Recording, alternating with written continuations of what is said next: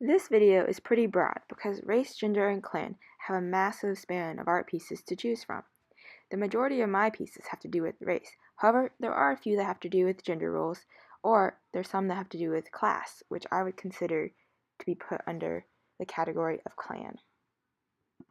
First, we have The Abduction of the Daughters of Leucippus, made in 1617 by Peter Paul Rubens. This painting is under the category of gender, as it reflects his cultural ideas about femininity and masculinity.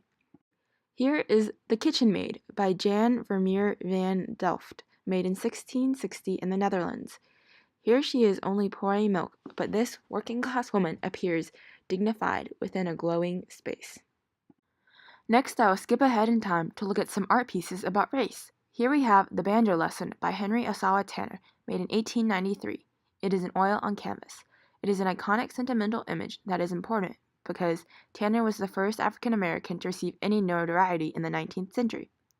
Tanner moved to Paris, France, but he was also the first and only black student at the time to attend Apatha American Philadelphia School of the Arts. He tried to make images of life as an African American in America and in France that were not derogatory. Next is some photography by James Van Der Zee, who lived from June 29, 1886 through May 15, 1983.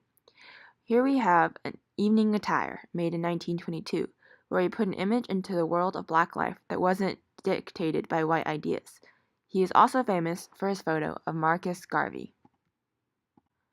This piece is called Wigs, made in 1994 by Lorna Simpson. Also, she made Collection of Hairpieces and Guarded Conditions in 1989.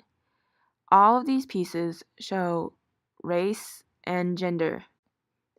These are Simon Rhodia Watts towers made from 1921 through 1954.